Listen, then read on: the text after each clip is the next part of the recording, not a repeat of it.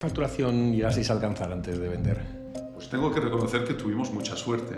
Tuvimos mucha suerte porque el pico de facturación fue justo el año en que vendimos la empresa. ¿Esa facturación cuánto fue? Pues en aquel momento unos 15 millones de euros. Especialmente ha habido una empresa que ha jugado muy sucio con estos temas. Creo que llegué a ser emprendedor un poco de casualidad. Me sorprende que la gente no tenga el interés o no tenga mayor interés en emprender, ¿no? Vender la empresa es uno de los momentos más intensos en la vida de cualquier emprendedor.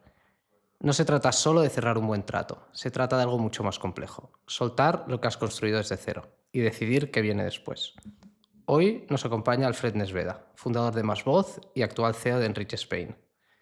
Alfred levantó MásVoz cuando nadie hablaba de comunicaciones en la nube. La hizo rentable, escaló sin grandes rondas y en 2019 decidió venderla al grupo europeo Enrich. Pero lo más interesante no es que vendiera, es que decidió quedarse. Hoy lidera la integración de marcas, productos y equipos dentro de una organización internacional, sin perder el espíritu que hizo de MásVoz una referencia en España. En este episodio hablamos de cómo se toma esa decisión, de qué se gana y qué se pierde al vender, y de cómo seguir liderando incluso cuando ya no eres el dueño. Quédate, porque como siempre esto no va solo de comunicaciones, va de visión, va de identidad y va de saber cuándo dar un paso atrás para ir más lejos. Bienvenidos, soy Fer Oliver Y yo soy Manuel Garriga. y os damos la bienvenida al podcast de Call to Wall, el punto de encuentro para hablar de fusiones, adquisiciones y emprendimiento en el sector de las telecomunicaciones en España. Este episodio está patrocinado por Call to Wall, holding especializado en telecomunicaciones. En Call to Wall impulsamos el crecimiento del sector telco mediante adquisiciones estratégicas. Si diriges una compañía del sector y estás abierto a explorar nuevas oportunidades, estamos activamente buscando empresas con las que crecer juntos. Hola, Alfred. ¿Qué tal? Buenos días. Gracias por estar aquí. A vosotros por haberme invitado. Muy bien.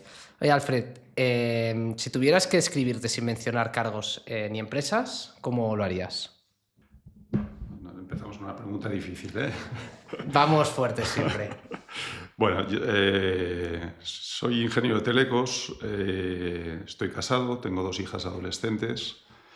Si me tuviera que describir, diría que soy una persona optimista, sobre todo,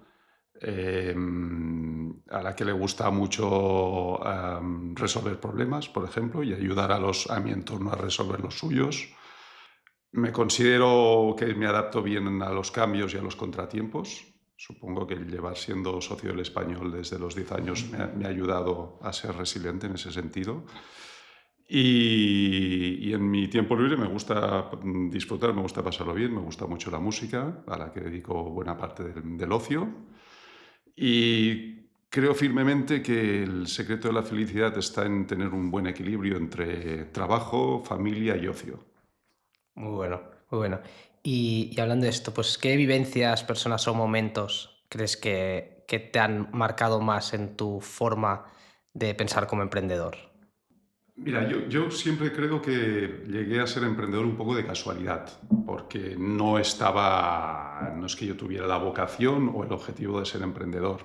Yo empecé a trabajar en una empresa del mundo del contact center, luego salté al mundo de la consultoría, luego acabé yendo a un operador de telecomunicaciones.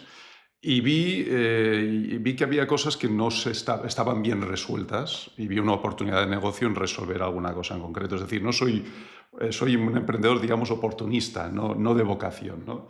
Entonces, no es que me marcara nada en su momento, pues vi una oportunidad de mercado.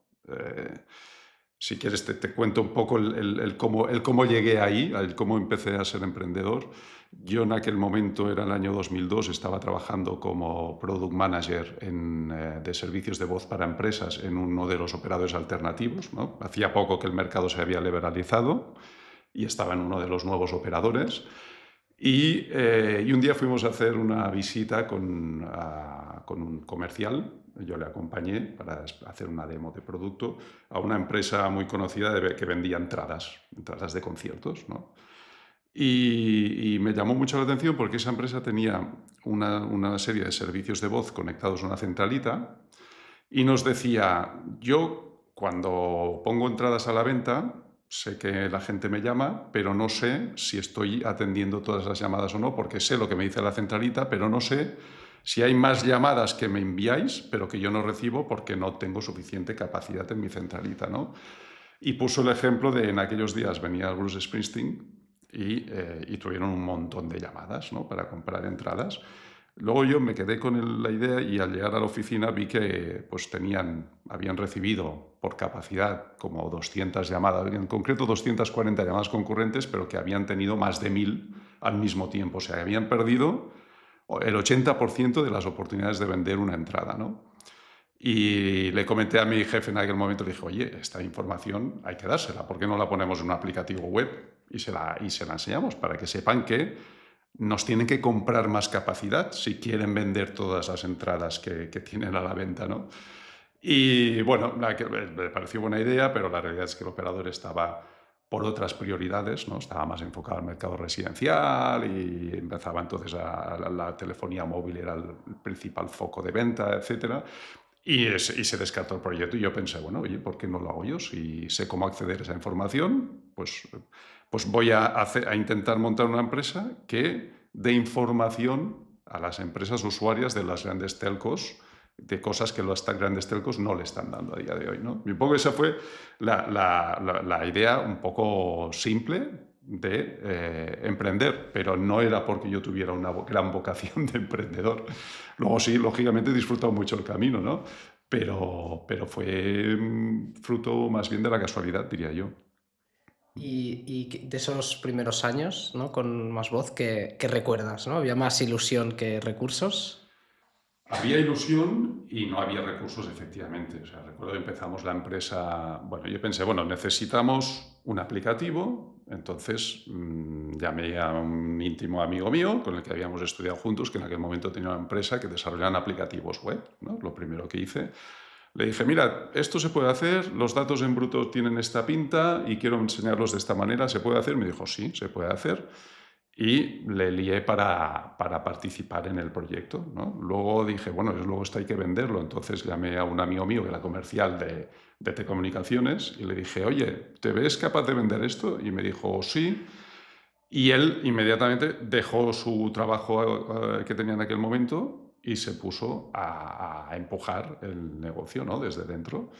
Y luego vimos que también necesitábamos un perfil financiero, administrativo, que nos ayudara a toda la parte más legal, burocrática y de controlling que requiere empezar una empresa, ¿no?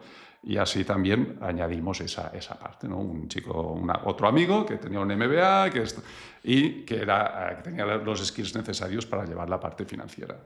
Y con eso empezamos, básicamente. O sea, pocos recursos, con una idea muy clara, muy sencilla, y a intentar la introducción en el mercado.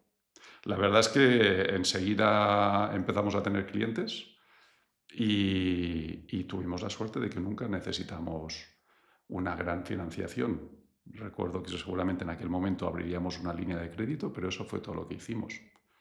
Y Alfred, ya un visionario cuando vistes servicios que la gente ni se imaginaba, como el Bring Your Own Device, ¿no? El intentar evitar que la gente llevara, cuando no había móviles de doble SIM, dos dispositivos encima, el personal y el profesional. Y entonces empezasteis a hacer esas cosas raras que decían en ese momento, pero que algunas de ellas os han, bueno, yo creo, propulsado en la empresa y os dieron pues un áurea de empresa innovadora dentro de un sector donde realmente todo solía ser muy tradicional, ¿no? Las centralitas viejas, muy físicas en vez de digitales. Cuéntanos un poco. Bueno, lo que nos pasó en aquel momento es que como nosotros nos presentábamos como que dábamos un cierto valor añadido sobre los servicios telco tradicionales, ¿no? La idea encajó bien, pero enseguida nos empezaron a pedir más. Nos decían, oye, está muy bien, me das unas estadísticas que hasta ahora no tenía, me ayudan a saber, a gestionar mejor mi negocio, pero mira, tengo una centralita que se me ha quedado obsoleta. ¿No me podrías ayudar tú a dar un servicio de alguna manera en el mismo concepto de servicio como software que me permita eliminar esa centralita? ¿O tengo al lado una grabadora de llamadas que van con unas cintas, que es un follón gestionar eso, que tengo que estar comprando cintas y tal. Es decir, nuestros clientes nos empezaron a pedir más cosas y lo que empezamos a hacer a partir de ahí es desarrollar un modelo de comunicaciones cloud. Y es verdad que fuimos de los pioneros en empezar a desarrollar ese servicio, ¿vale? En aquel momento empezamos, vimos que había un software open source que se llama Asterisk, que permitía desarrollar servicios de tipo centralita y para grabar llamadas, etcétera, y lo acogimos. Entonces empezamos a contratar desarrolladores y empezamos a desarrollar nuestra plataforma de soluciones cloud, ¿vale? Y eso es lo que nos dio realmente un gran empuje. Con esa solución hubo un momento, creo que sería el año 2005, en que una gran empresa de logística sacó un pliego al mercado en el que pedía grabar las llamadas y que cuando alguien llamara a su número de teléfono, la llamada se dirigiera a la franquicia más cercana, según el código postal. Y eso era algo pues, que poca gente podía hacer, porque vincular el número de teléfono al código postal pues, no era un tema fácil. Nosotros lo vimos internamente, vimos que podíamos hacerlo, nos presentamos conjuntamente con un gran operador y lo ganamos, ¿vale? Y eso fue un punto clave que nos permitió hacer un acuerdo con ese operador, lo que nos dio acceso a un montón de clientes grandes, de alto potencial de facturación, y nos abrió la puerta a seguir desarrollando servicios de valor añadido sobre esa plataforma cloud. Y a partir de ahí, después de ese cliente, pues empezaron a llegar otros clientes grandes que nos ayudaron a crecer a más de doble dígito cada año. ¿Cuál fue el pico? ¿A qué facturación llegasteis a alcanzar antes de vender? Pues tengo que reconocer que tuvimos mucha suerte, ¿eh? Tuvimos mucha suerte porque el pico de facturación fue justo el año en que vendimos la empresa, ¿vale? Y en nuestra historia nos ha pasado cosas que yo a veces digo, bueno, pues es como si lanzas una moneda al aire y unas veces te sale cara y unas veces te sale cruz. Yo diría que ha habido 3 o 4 momentos en nuestra historia que la moneda salió cara y si hubiera salido cruz, pues no hubiéramos llevado el proyecto a donde llegó, ¿vale? Y uno de esos, o una de las cosas que creo que hicimos bien fue enfocarnos mucho a dar un muy buen servicio a nuestros clientes. Muy buen servicio y soporte, como un partnership, ¿no? O sea, estar al lado de los clientes, tú, Manuel, lo sabes bien, ¿no? Estar al lado de los clientes, entender qué necesitaban y ayudarles a mejorar en su propio negocio. Y eso nos vinculaba mucho con nuestros interlocutores. Entonces, un interlocutor que era en su momento el director de atención al cliente de una gran compañía aérea a la que le dábamos servicio, cambiaba de trabajo y se fue a una startup de distribución de comida, ¿vale? Una de la que todos usamos, ¿vale? Y como tenía muy buen recuerdo del partnership que habíamos tenido durante los años anteriores, pues nos llamó y nos introdujo en esa cuenta. Y esa cuenta empezó a abrir países y países y países y subió de manera descontrolada en los 2 primeros años y eso nos llevó a nuestra máxima facturación, que fue justo poco antes de llegar a un acuerdo para vender la empresa. Entonces tuvimos suerte en ese momento. ¿Qué fue de cuánto? Esa facturación. ¿Esa facturación cuánto fue? Pues en aquel momento unos 15 millones de euros sería. Sí, sí. Muy bueno. Y en estos, pues desde 2002, ¿no? Has estado liderando equipos y ha habido, ¿no? Pues decisiones duras. Has dicho que había veces que la moneda era cara, ¿no? Esas veces que era cruz, ¿recuerdas alguna decisión de estas que te costara especialmente tomar? A ver, no nos ha costado tomar decisiones. O sea, uno asume que tiene que dejar un poco la parte más personal y más, digamos, sentimental cuando estás dirigiendo la empresa e intentar tomar las decisiones siempre basando en lo que es mejor para la empresa, ¿no? Pensando en los objetivos de facturación, en el bienestar de las personas que trabajan contigo, etc. Entonces, Yo siempre he intentado tomar las decisiones con la cabeza fría y las que ha hecho falta tomar. Hemos tomado decisiones duras, sin ningún tipo de duda, ¿no? A veces ha sido necesario pues, cambiar a alguna persona importante que en los primeros años que ha colaborado con nosotros hizo un excelente trabajo, pero que bueno, pues luego por motivos de falta o de pérdida un poco de motivación o de cambiar el tipo de negocio que estábamos haciendo, pues igual ya no era la persona adecuada para el puesto. Entonces, siempre es duro tener que comunicar a alguien, oye, igual hemos llegado aquí hasta al final del camino de este proyecto y tenemos que separarnos, ¿no? Eso, ya ha habido un par de momentos pues, que sentarte en la mesa con alguien a quien aprecias mucho y con quien has compartido mucho tiempo y decirle esto, pues no es fácil, ¿no? Entonces, yo como momentos duros diría que son esos. Luego, ha habido otros, ha habido momentos en que igual hemos perdido un cliente grande porque las empresas, lógicamente, tienen también sus inquietudes, sus acuerdos, estamos en un mercado muy competitivo, con lo cual reciben muchos inputs de otras propuestas. Y al principio recuerdo que eso me dolía personalmente, precisamente por esa relación muy cercana que establecíamos con nuestros clientes, ¿no? Y luego asumí y aprendí que es lo más normal del mundo, ¿no? Que tú no puedes pretender tener un cliente durante 15 años al nivel de fidelidad y satisfacción arriba de todo, ¿no? Entonces, al final asumes que eso es ley de vida, ley del mercado, y aprendí a que no me doliera tanto, porque al principio lo veía como una traición casi, ¿no? Pero luego aprendí a gestionarlo bien y a entender que es ley de vida, ya está.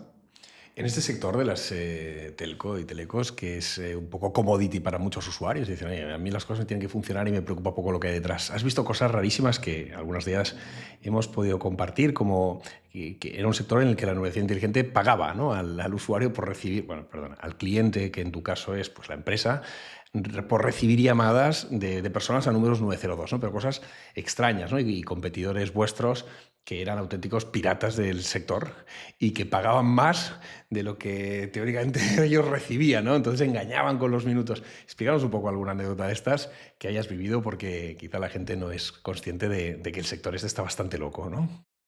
Sí, el sector está loco y especialmente ha habido una empresa que ha jugado muy, muy, muy sucio con estos temas.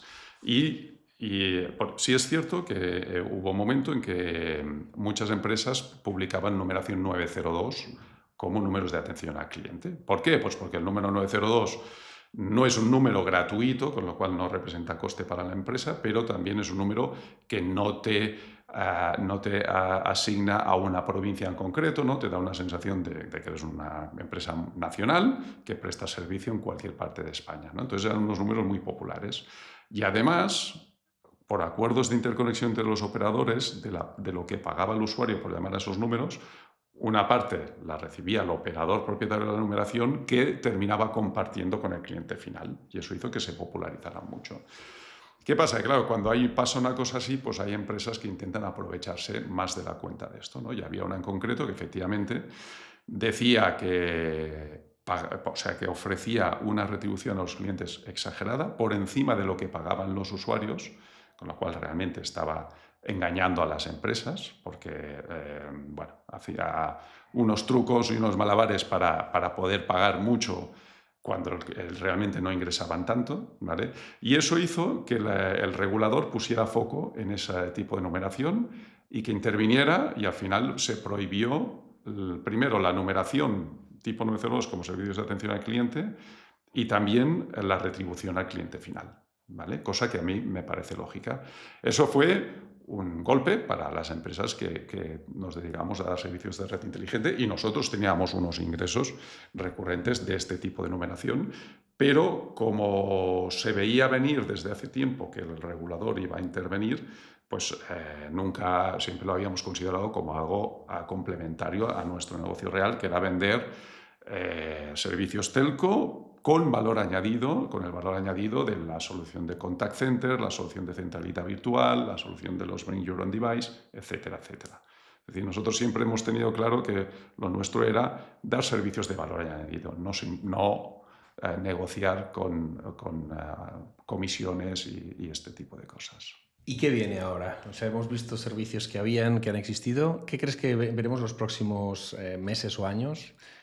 Lo que viene, de hecho, lo que ya está aquí es la inteligencia artificial, ¿no? Y la inteligencia artificial en nuestro mercado tiene un montón, infinidad de aplicaciones, sobre todo en la parte de tecnología de contact center, de atención al cliente, ¿no? Nosotros hemos tenido la suerte de que, igual que el grupo Enrich nos adquirió a nosotros en el año 2019, un año después o 2 años después adquiría también una empresa de desarrollo de inteligencia artificial. Y lo que digo que hemos tenido suerte porque hemos podido integrar los servicios de esta empresa en nuestra propia oferta de contact center, y estamos viendo realmente lo que puede aportar esto a las empresas, ¿vale? Sobre todo en la atención al cliente. Les puede aportar realmente una automatización de procesos, incrementando la satisfacción de las personas que llaman, porque no nos engañemos, cuando llama una persona a una empresa lo que quiere es ser atendido rápido, no quiere esperarse, y que le den la información que está buscando en el menor tiempo posible, ¿vale? Y eso muchas veces una guía bien configurada te lo resuelve mucho antes que un agente, ¿vale? Entonces ese es el enfoque que está cogiendo y que nosotros estamos cogiendo en el sector contact center, ¿no? Deja las preguntas que se pueden resolver fácilmente con una IA, apuntando a la base de datos de conocimiento de la empresa, que la propia IA genere la respuesta más adecuada. Y para aquellos procesos que realmente requieren la intervención de una persona, pues entonces tener el equipo de personas con un alto nivel de especialización, también para mejorar la satisfacción del cliente cuando tiene que hablar con una persona de tu equipo de atención al cliente. Y ahí la IA realmente está aportando mucho. Hay cosas como que antes eran impensables, ¿no? Como una conversación telefónica que la IA, mientras estás hablando, te genere el resumen y te lo guarde en el CRM de la compañía, de manera que tienes no ya la información que ha transcrito o que ha escrito la gente manualmente, sino también lo que realmente se ha hablado lo tienes en el CRM, con lo cual tienes un conocimiento mucho más detallado de las inquietudes de la persona que te está llamando, porque tiene una incidencia, porque tiene un caso abierto o porque ha comprado 3 camisetas, como me pasó a mí el otro día, y te ha llegado un zapato, ¿vale? Entonces, realmente la IA nos está ayudando mucho a mejorar en ese sentido, ¿no? A atender mucho mejor a los clientes. Eso es la parte de contact center. En la parte de comunicaciones corporativas, es decir, todos nosotros llevamos un móvil que es el que utilizamos para hablar con proveedores, con compañeros, incluso con clientes. También se están desarrollando soluciones que yo considero interesantes, como por ejemplo que al acabar tus conversaciones por móvil, tú tengas un asistente virtual en el móvil de forma nativa que te diga: oye, ¿quieres que te saque los compromisos a los que has llegado en esta llamada? Para que te los puedas guardar en lo que estés utilizando tú para organizarte, y que sepas que has quedado con esta persona, que le enviarías un presupuesto, que le organizarías una reunión o que le ayudarías a resolver X problema, ¿vale? Y eso también lo estamos haciendo. O sea, la gran revolución ahora en las comunicaciones viene de la mano de la inteligencia artificial.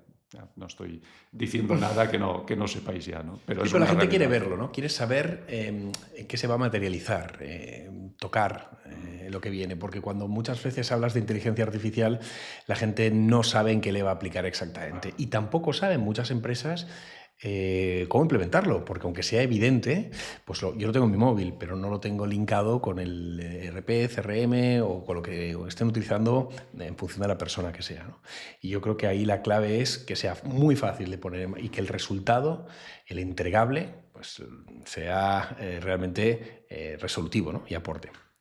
Sí, sí. Coincido totalmente contigo. La empresa espera que no que le expliques lo que puede hacer la IA, sino que le enseñes lo que ya está haciendo para otras empresas de su sector y cómo les puede ayudar a mejorar sus procesos. Es así. Sí. Muy interesante. Un tema un poco distinto. Muchos emprendedores luchan con el dilema de cuándo vender, ¿no? Y si seguir. En 2019, pues vendiste más voz a Enrich, pero con la diferencia de que te quedaste, y no 2 años, sino pues los que llevas. ¿Cómo fue tu proceso personal para decidir integraros en Enrich? Y por otro lado, ¿podrías explicarnos cómo fue la historia de esa venta? Mira, por cómo decidimos integrarnos. lógicamente esa sí que es una decisión que discutimos mucho internamente con mis dos socios en la compañía. Y bueno, al final, ¿cómo fue la historia? A principios de 2019, nuestro mercado estaba viviendo un proceso de consolidación, ¿vale? Proceso de consolidación que yo creo que todavía está en marcha, ¿eh? Pero yo en aquel momento, entre febrero y marzo, como director general y cabeza igual más visible de la compañía Más Voz, empecé a recibir llamadas y mails de hasta 5 empresas distintas interesadas en sentarse con nosotros para hablar de una posible operación corporativa.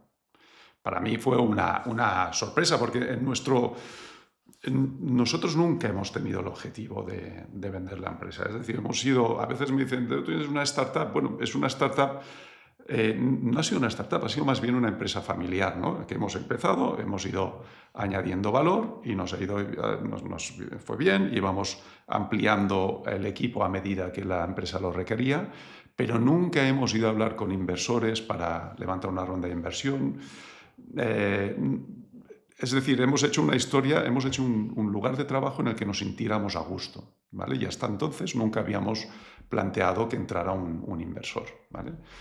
En aquel momento, en 2019, sí que teníamos propuestas, no ya de inversión, sino de compra del 100%, y sobre todo lo que valoramos es que el mercado estaba en ese proceso de consolidación. Una de las propuestas era de Enrich, una empresa con sede en Holanda que estaba haciendo un proyecto europeo de comunicaciones cloud, que nos pareció muy interesante. Creíamos que no nos podíamos quedar en un nicho de mercado pequeño y que si no nos hacíamos ese tipo de operación nos hubiéramos quedado bastante aislados y sin capacidad de ofrecer nuestros servicios en el resto de Europa, por ejemplo. Y entonces valoramos, bueno, ¿qué nos aportaría integrarnos en una empresa como Enrich? Porque era la que más nos interesaba de las propuestas que teníamos en la mesa, ¿eh? Teníamos alguna otra de algún proveedor de servicios de América, que ni siquiera lo llegamos a valorar porque no vimos el encaje con esa compañía. Pero en cambio en Enrich ellos eran muy fuertes en UCaaS, en comunicaciones unificadas, con una solución muy potente. Nosotros éramos fuertes en SICaaS, con lo cual ahí nos complementábamos muy bien. Ellos tenían presencia ya en Holanda, Alemania, acababan de de comprar una compañía en UK, estaban en Francia y con plan de expansión en otros países de Europa, lo que nos iba a permitir a nosotros introducir nuestra solución SICaaS fabricada en Barcelona y desarrollada en Barcelona en todos estos países. Y al final, y lógicamente, no nos engañemos, la oferta que nos pusieron sobre la mesa, pues considerábamos que era muy buena. Y eso es estas 3 cosas son las que nos hicieron decidirnos a dar ese paso, ¿eh? También creíamos que era bueno para nosotros y para todo el equipo que trabajaba con nosotros, que nos iba a generar oportunidades profesionales para todo el equipo. Y así ha sido en muchos casos. Pasaste de ser fundador y CEO de una empresa independiente a liderar la filial española de un grupo europeo. ¿Qué fue lo que más te sorprendió de ese cambio? La verdad es que fue un cambio importante, ¿no? Lógicamente. Lo primero, hasta entonces las decisiones estratégicas las tomábamos yo con mis 2 socios. Y lógicamente eso cambia radicalmente, ¿no? Las decisiones ahora ya no las tomas tú. Lógicamente muchas que afectan al mercado local, al mercado español, pero la dirección de la empresa y todo el reporting y demás pues viene decidido desde arriba. Y lógicamente tienes un periodo de adaptación a ese nuevo escenario, ¿no? El sorprenderme agradablemente, comprobar que las empresas o las personas que formaban parte ya del grupo Enrich, pues que al final tenían una mentalidad muy parecida a la mía, ¿vale? Muy parecida a la nuestra en cuanto a ellos también han sido emprendedores, han empezado su empresa, y son empresas similares a la nuestra, ¿no? Basada en comunicaciones cloud y demás, y al final habían hecho un camino muy parecido al nuestro y habían tomado unas decisiones muy parecidas al nuestro. O sea, en mi caso me sorprendió lo alineados que hemos estado siempre en cuanto a la dirección que tenía que tomar la empresa o el grupo y en cuanto a que, por ejemplo, qué productos son los que pueden funcionar, qué no, etcétera. Es decir, siempre hemos estado muy alineados con la dirección del grupo. ¿Y cómo encuentras la motivación una vez sales y, por tanto, digamos, la parte económica deja de tener el peso que tiene antes cuando estás liderando la compañía? Porque puedes tener un contrato que te ligue o no, que no sé si fue tu caso, pero luego el tener que lidiar con esas situaciones nuevas de roce, ¿no? De falta de autonomía o pérdida de parte de autonomía en la toma de decisiones estratégicas, como decías, y otras cosas que pueden llevar a la integración, y aún estás ahí, es decir, que estás porque quieres estar. Lo primero, sí, efectivamente estoy por hoy quiero estar. Estoy, lo primero, porque me lo paso bien haciendo lo que hago. Y eso para mí es fundamental, ¿no? Os decía al principio lo del equilibrio entre trabajo, familia y ocio. Yo realmente creo que tener un trabajo que te realice, en el que te pases bien, es fundamental para tu buena salud mental, ¿no? Entonces, eso lo tengo. Me gusta hacer lo que hago. Siento que tengo, o me gusta trabajar con la gente con la que trabajo.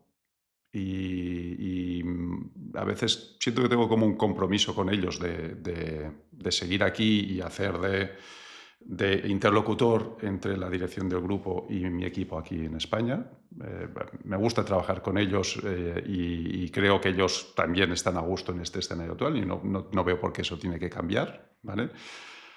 Y además, añadiría que la dirección del grupo siempre nos ha respetado mucho, y a mí en concreto, porque pues nuestro negocio va bien, somos una empresa rentable, seguimos dando un buen beneficio al grupo y siempre hemos estado muy alineados en las decisiones. Entonces, nunca he notado yo una gran interferencia o una gran injerencia en cómo gestionamos el negocio en España por sus partes. Entonces tenemos muy buena relación y, por lo tanto, no he visto nunca la necesidad o tampoco he recibido o he pensado en algo mejor que hacer que lo que estoy haciendo ahora. Sí, siempre que hay estos procesos, ¿no? Se habla de las sinergias. Todo el mundo dice, no, pues habrá muchas sinergias, habrá muchas sinergias. En vuestro caso, ¿qué crees que ha aportado más voz al grupo Enrich y qué te ha aportado el grupo a ti, ¿no? Sí, sí. Mira, las sinergias sobre el papel y sobre el PowerPoint son muy fáciles de identificar cuando se producen procesos de fusión o de adquisición, ¿no? Son muy fáciles de identificar y además parecen lógicas. Luego realizarlas es otra cosa.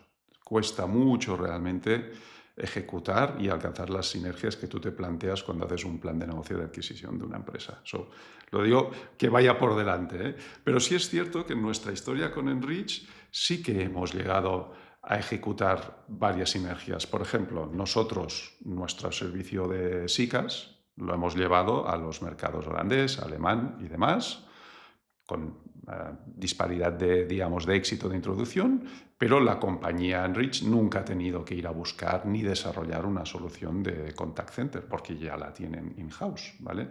De la misma manera, nosotros nos hemos enfocado exclusivamente en el desarrollo de esa solución de software y la parte de más de comunicaciones unificadas, como el grupo ya tenía una solución muy potente que, era la que se llama Enrich Contact, pues es la que hemos integrado también en nuestro portfolio de producto, con lo cual a nosotros nos ha permitido, con la misma gente que éramos, enfocarnos a desarrollar con mayor agilidad y con mayor foco nuestra solución SICAS y no tener que desarrollar nuestra solución UCAS, que también teníamos antes la nuestra propia. Con lo cual ahí hay una sinergia muy clara por las dos partes, ¿vale? Luego, lógicamente, hay cosas, pues, por ejemplo, en la dirección financiera, pues más que sinergias, hay un apoyo y una colaboración grande entre los distintos departamentos financieros de los distintos países, ¿no? Y ahí, pues, digamos que todos nosotros hemos aprendido mucho también de nuestros colegas de otros países, ¿no? Y eso yo también lo considero una sinergia. Una tercera sinergia, uno de los encargos que tuve yo al incorporarme a Enrich es, oye, vamos a buscar si hay más empresas en España que podamos incorporar al grupo. Encontramos una en Zaragoza muy interesante porque además era un operador móvil virtual que ahora nos permite a nosotros dar soluciones de telefonía móvil, muy interesantes, por cierto. y realizamos la operación, ¿vale? Y todos los clientes que tenía esa empresa que utilizaban una centralita virtual desarrollada por de un proveedor externo, la migramos a la solución Enrich Contact del grupo. Con lo cual eso es una sinergia clarísima, ¿no? Prescindimos del coste que tenía pagar unas licencias a un proveedor externo, migramos a todos esos clientes a una solución mejor y integramos todos los sistemas o cambiamos todos los sistemas de la compañía por los nuestros, con lo cual ahorramos mucho en costes de sistemas y de proveedores de telecomunicaciones, en este caso. O sea que es difícil realizar las sinergias en una fusión o adquisición, pero diría que en nuestro caso hemos tenido bastante éxito ejecutándolas. Y ¿no? A la vez que os habéis integrado en un grupo, habéis tenido que integrar, ¿no? Pues, por ejemplo, Telsom, ¿no? Dentro de Enrich o Más Voz. ¿Cómo ha sido este proceso de integración en ambos casos? Bueno, mira, ha sido un proceso yo creo que bastante exitoso. Como te decía, estamos justo ahora en el final de toda la migración de los clientes que venían allí a nuestra solución Enrich Contact, que es una solución de centralita virtual y comunicaciones unificadas muy avanzada y ya está prácticamente acabado el proceso. En el inicio, curiosamente, el fundador de esta empresa, de Telsom, que es una persona con la que tenemos muy buena relación, tuvo también, igual que nosotros, tenía varias ofertas sobre la mesa, ¿vale? Y bueno, nosotros le planteamos nuestro proyecto, pero al final se decidió por una tercera propuesta. Tenía 3 sobre la mesa, se decidió por otra porque aparentemente, digamos, económicamente era más favorable para él, ¿vale? Al cabo de 3 meses me llamó. Me dijo, oye, que lo que me había prometido la empresa de Madrid que me iba a comprar, que ahora me está cambiando el precio, me ha dicho que, bueno, que es un pago diferido, que si consigo X objetivos ahora me paga la mitad, pero luego me pagará si consigo los objetivos la otra mitad acordada, con lo cual que he roto el acuerdo con él. Y entonces pues, fue cuando nos volvimos a sentar en la mesa y como Enrich tiene digamos, ha realizado varias operaciones de este tipo, sabe cómo hacerlo y trata muy bien al emprendedor que se incorpora al proyecto, pues todo llegó a buen puerto y se hizo la operación.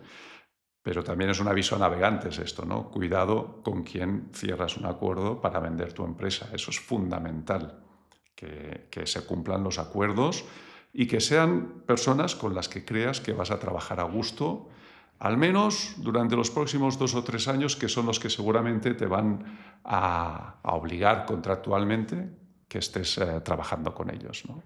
Fundamental, porque historias como esta que os cuento, pues no es ni la primera ni la última que escuchamos, ¿no? Lo más relevante no es el precio, sino todo aquello que no se puede ver y que quizás te has de conocer. Es un proceso, ¿no? Has de ver, has de pasar tiempo con esas personas y entender, como dices tú, si va a haber pues, una buena relación, te van a permitir tener capacidad de decisión y van a respetar pues, parte de lo que tú ya tienes hecho con un equipo que lo trabaja bien.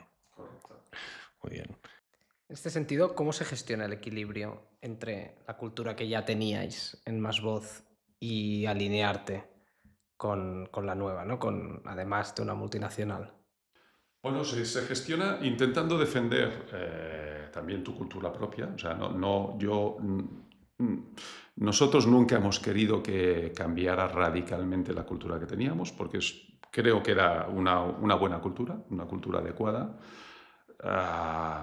Yo, por ejemplo, cuando trabajaba hace 23 años en la multinacional Telco, recuerdo que había veces que tenía que ir a reportar a la dirección y que estaban en la planta noble de un edificio de diagonal con Numancia y entrar allí, era todo silencio y daba miedo, daba incluso miedo tener que entrar allí en una sala enorme, con una mesa enorme, con toda gente muy seria y muy bien vestida que te miraban a ver qué les ibas a decir, ¿no? Entonces, yo tuve muy claro siempre que no era la cultura que yo quería para mi empresa. En nuestra oficina no hay despachos, todos son puertas abiertas, hay simplemente salas de reuniones y todos nos relacionamos entre todos. Es decir, nunca ha habido esas barreras, ¿no? Y esa cultura yo siempre la he defendido Y de hecho encaja muy bien en la cultura de Enrich también, en la que la filosofía es un poco esta. Con lo cual, ahí ya valoramos antes de llegar al acuerdo que las culturas de ambas empresas encajasen,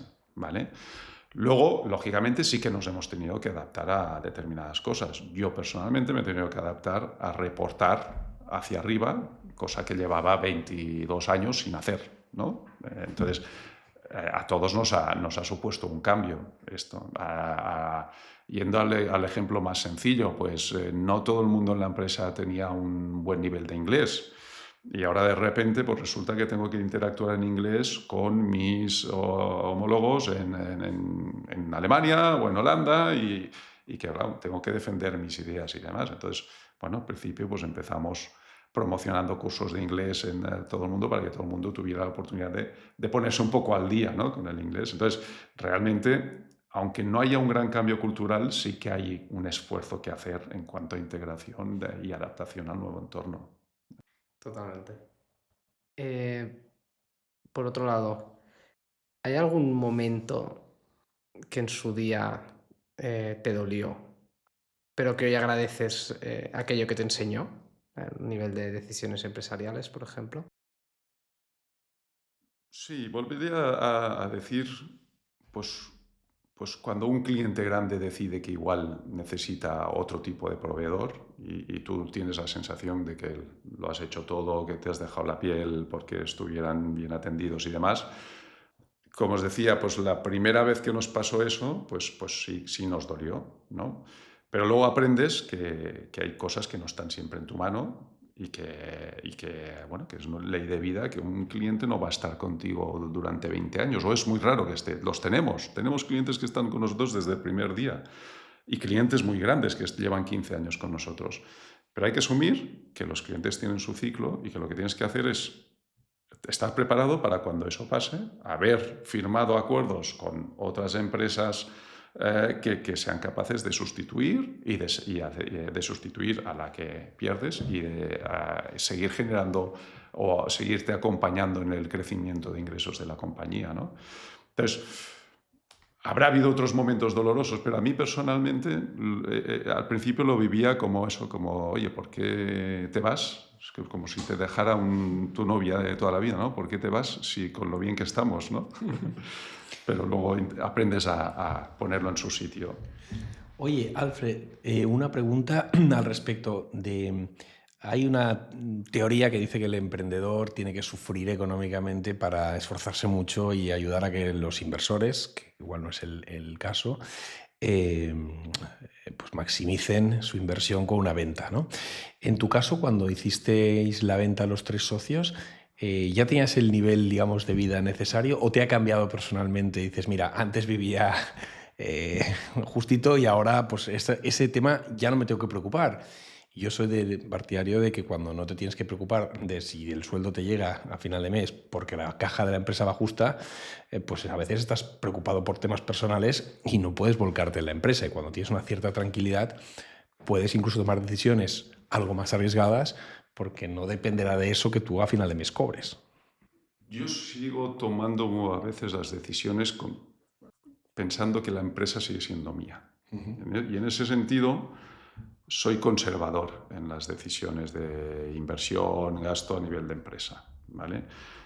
Personalmente a mí no ha supuesto una gran revolución porque la empresa siempre ha ido bien y yo como socio de la empresa pues me consideraba bien pagado cuando la empresa era mía y me considero ahora bien pagado cuando la empresa ha dejado de ser mía. Lo que sí que te da una mayor tranquilidad a lo mejor pensando en el futuro, pues si hay una disrupción en nuestro mercado y pasa algo que hace que las comunicaciones cloud dejen de tener interés para las empresas, pues a mí personalmente, pues seguramente no me afectará ahora tanto como me hubiera afectado cuando yo era uno de los socios principales de la empresa, ¿no? Entonces esa tranquilidad la tienes y a lo mejor te hace valorar y tomar decisiones con la cabeza un poco más fría que antes, ¿vale? Pero como sigo pensando que en parte, bueno, de hecho tengo unas pequeñas acciones en el grupo, ¿no? O sea que sigo siendo en parte propietario del nuevo grupo y sigo tomando decisiones siempre teniendo en cuenta mi papel de parte de la propiedad de la empresa. Y tú eres, aunque haya sido sin querer o no, eres emprendedora hasta la médula, aunque ahora estés más en un corporate. ¿Qué es lo que más te cuesta explicar a quien no ha emprendido nunca? ¿Qué es lo que más me cuesta explicar? A mí me sorprende que habiendo vivido la experiencia de 4 años trabajando por cuenta ajena, 20 años, 22 años, o no, sí, casi 20 años siendo yo mi propio jefe y ahora, digamos que en algo entre medio, ¿no? Me sorprende que la gente no tenga el interés o no tenga mayor interés en emprender, ¿no? Emprender no es algo que puedes hacer simplemente porque lo decides, necesitas muchas otras cosas. Pero igual lo más difícil de entender es que realmente, o de explicar, es que el hecho de emprender requiere de un esfuerzo, seguramente, y de una dedicación mucho mayor de que si eres empleado por un tercero, porque las horas las puedes trabajar las mismas, pero cuando te vas a tu casa y eres emprendedor sigues pensando y le sigues dando vuelta a los temas que has dejado en la oficina y sigues pensando en cómo hacer crecer la empresa, sigues sufriendo por la situación personal de uno de tus colaboradores, etcétera, etcétera. Entonces, requiere mucho más esfuerzo, pero el nivel de realización que te da ser emprendedor cuando te funciona o cuando te empieza a funcionar la empresa, yo creo que nunca lo llegas a tener cuando trabajas por cuenta ajena.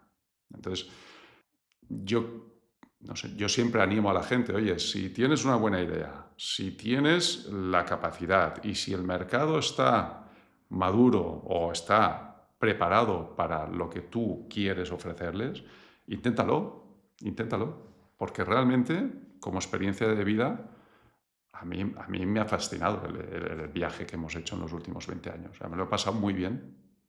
Con lo cual yo siempre animo a la gente a intentarlo, siempre y cuando con garantías, ¿eh? Tienes que tener garantías, porque si lo intentas y no te funciona, también debe ser muy frustrante. Totalmente. Y después de tantos años construyendo, ¿qué te sigue motivando a seguir en primera línea? Me sigue motivando seguir trabajando con la gente con la que trabajo actualmente, porque me lo paso bien, y me sigue motivando sentarme delante de un cliente que te explique qué necesidades tiene y tener la sensación de que tienes el servicio adecuado para ayudarle a resolver el problema que tiene. Como os decía al principio, ¿no? A mí me gusta resolver problemas y en el trabajo básicamente es lo que hago en mi trabajo. Resolver los problemas de mis colaboradores y de mis clientes. Y eso me sigue motivando. Y además también te diría que ahora con toda la ola de la inteligencia artificial que nos está dando la posibilidad de crear nuevos productos y nuevos servicios, pues eso también me... Y ya para terminar, en Call to Wall solemos hablar del mantra, esa frase o imagen mental que uno se repite en momentos difíciles. Cuando todo se ve más gris o se complica, ¿tienes algún mantra que te centre? No tengo un mantra que me centre. No. Cuando algo se complica, inmediatamente me pongo a trabajar en ello. O sea, voy a solucionar, a intentar solucionar lo que se ha complicado y me focalizo en ello. No necesito, digamos, convencerme o encontrar algo en lo que hallar un poco de confort. No, porque ya estoy centrado en resolver la situación. ¿Vale? Luego, lógicamente, todos necesitamos también descomprimir y desconectar en nuestros momentos y cuando has pasado un momento de tensión porque estás resolviendo un conflicto o una situación complicada, luego, o sea, un mantra no tengo, pero luego sí tengo mis válvulas de escape para poder descansar mentalmente, ¿no? Por ejemplo, pues tengo mi grupo de música que me va muy bien para cuando después de un momento de tensión digo, oye, vamos a tocar un ratito y eso me ayuda a desconectar y a relajarme. Pero prefiero ocuparme de las cosas que no buscar alguna coletilla para tener que activarme, ¿no? Me activo rápidamente. Qué bueno. Y ahora sí, Definitivamente. ¿Tienes algún referente en el sector? Y por otro lado, ¿a quién crees que deberíamos entrevistar en este podcast? A ver, referentes, sí, seguramente todos tenemos referentes con los que nos hemos cruzado en algún momento profesionalmente con ellos y que ves que ahora pues, son presidentes de grandes compañías, ¿no? Como Marc que decías antes, ¿no? Gente del ámbito internacional, gente que desde una startup ha generado multinacionales de inmenso valor, ¿no? O sea, esos referentes están. Yo siempre me fijo en los que tengo más cercanos, ¿no? Y Manuel podría ser un ejemplo, ¿eh? Le tendrías que entrevistar a él, ¿no? De gente con capacidad de empujar, con capacidad de sentarse delante de unos inversores y conseguir que apuesten por él y por su idea. Yo eso siempre lo he respetado mucho. Tengo dos amigos muy cercanos a los que admiro. Uno es Cristóbal, que empezó una consultoría tecnológica, que por cierto ha vendido recientemente a una gran multinacional, y que siempre me ha parecido muy difícil lo que hacía él, porque yo vendo servicios que una vez vendido tengo una recurrencia mensual de ese servicio, ¿no? Porque cobramos unas cuotas que cada mes vas facturando. Pero en la consultoría tienes que vender proyectos y cuando ya has vendido uno y ya has arrancado, tienes que estar pensando cuántos más tengo que vender para mantener la empresa a flote. Y eso a mí realmente me genera mucho respeto, ¿no? Y luego tengo otro amigo, también con el que estudié la carrera y que fue con el que empecé el aplicativo web hace 25 años de Másvoz, que es un emprendedor en serie y que todo lo que hace le sale bien. Y pues estuvo en los inicios de Wacky TV, ahora está en una empresa de publicidad en Instagram que les va súper bien, que se llama Auto, y que creo que con él tendréis una entrevista muy divertida además. Porque además hemos tocado juntos la guitarra y tal, y tiene muchas anécdotas que contar. He de decir que Alfred fue de las primeras personas, junto con nuestro amigo Sergio, que me habló de la importancia de la recurrencia, que parece muy evidente, pero que no todas las empresas tienen esa recurrencia, ¿no? Entonces, recurrencia y escalabilidad, por eso la consultoría da un poco a veces esto escala solo con personas y entonces no es lo mismo, ¿no? Así que te agradezco que me hablaras de la recurrencia porque hemos hecho de esto un negocio.